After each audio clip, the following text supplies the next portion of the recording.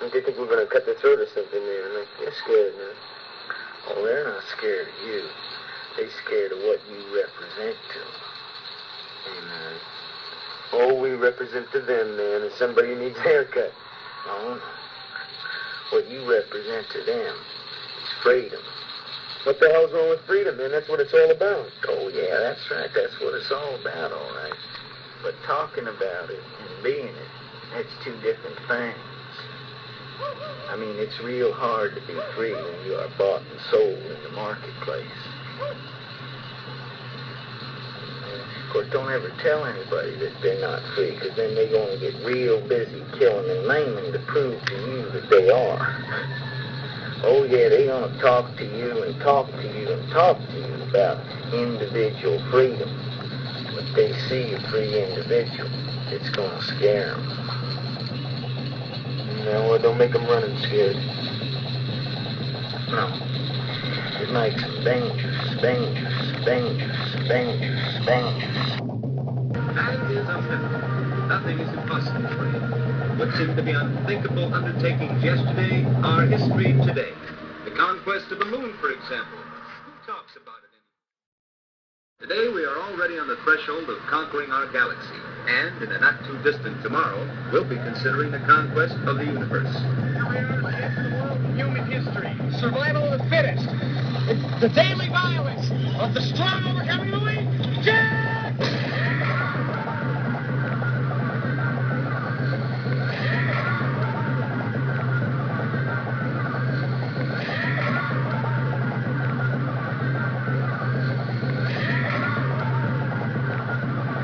Walk off my great expectations. I wouldn't want to hold back the wheels of progress. And, you know, when you feel that you have right on your side,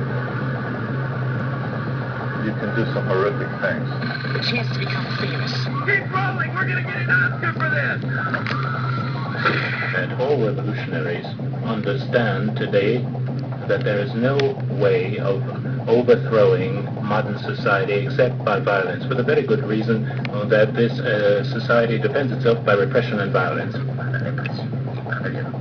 I'm defending a revolutionary cause because my personal goal, which is that of all those here, is to overthrow bourgeois society. Every enlistee spends a week of basic training, or at least a few days, doing bayonet training.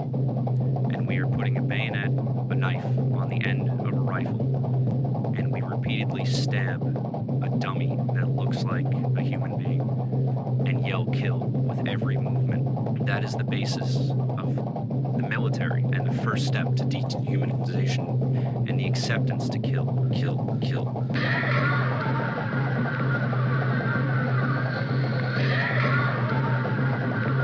Kill, kill, kill. Watch out. Kill, kill, kill. Institution, power. Institution, power. Shame. Power. Institution, power. Institution, Shame. power. Power, the rise of power, has marked a backlash.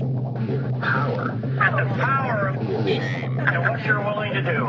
Kill, kill, kill, kill, kill, kill. Shame.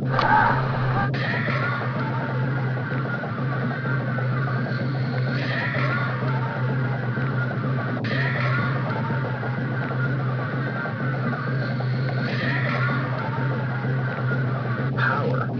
Kill, kill, kill, kill.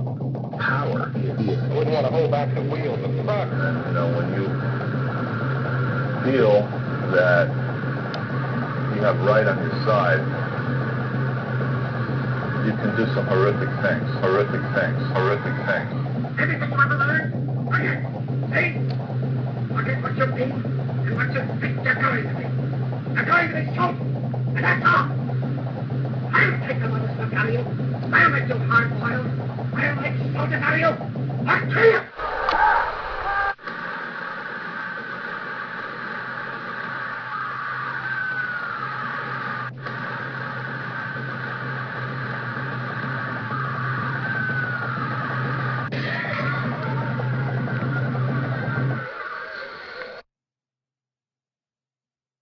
Institution's power will specify that role as virtues. For any institution that has power over people and shapes them. As individuals, they may be anything. The good soldier or the good officer. In their institutional role, they're monsters because the institution's monsters.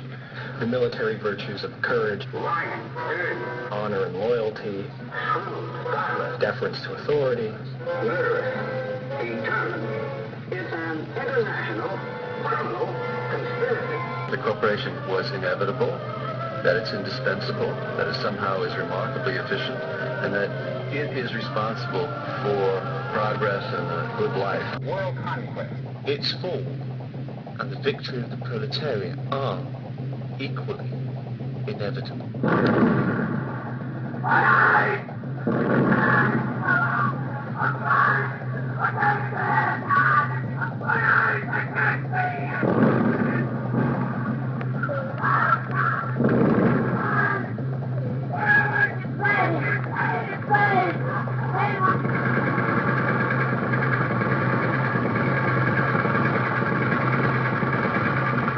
The conquest of the universe. The wheels of progress.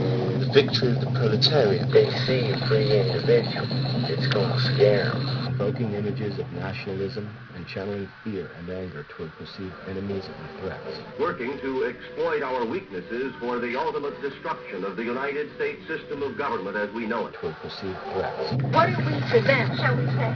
Diplomatic relations. We know they are really afraid of our powers, but for how long? The number one job in Littleton, Colorado, they work for Lockheed Martin, building weapons of mass destruction.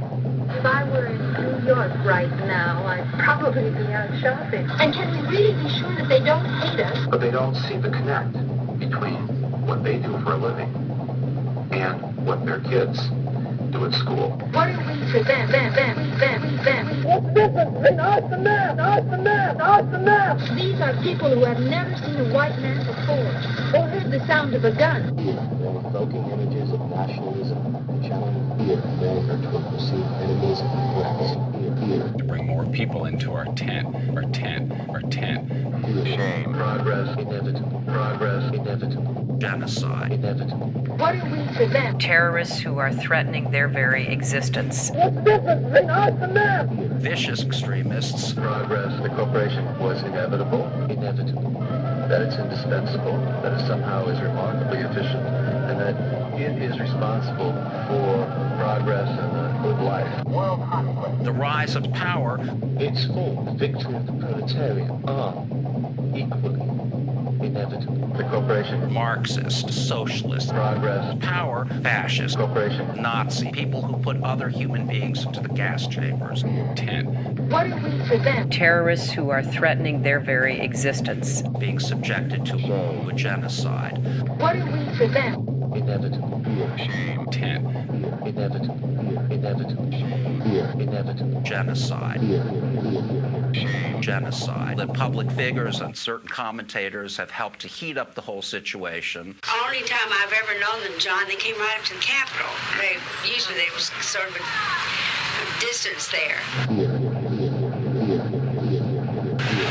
And some of my colleagues went out on the balcony, looking a great deal like Mussolini, if you remember, those of us who are of a certain age. Egging them on with megaphones, holding up signs saying kill. Kill, kill, kill. Pouring fuel on the flames. Cable news commentators, radio commentators, and pouring fuel on the flames.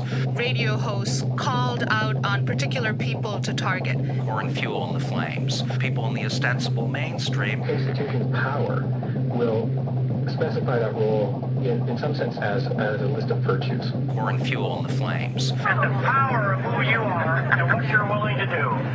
And if I could start a country with a bunch of people, they'd be like, oh, we don't have to do that.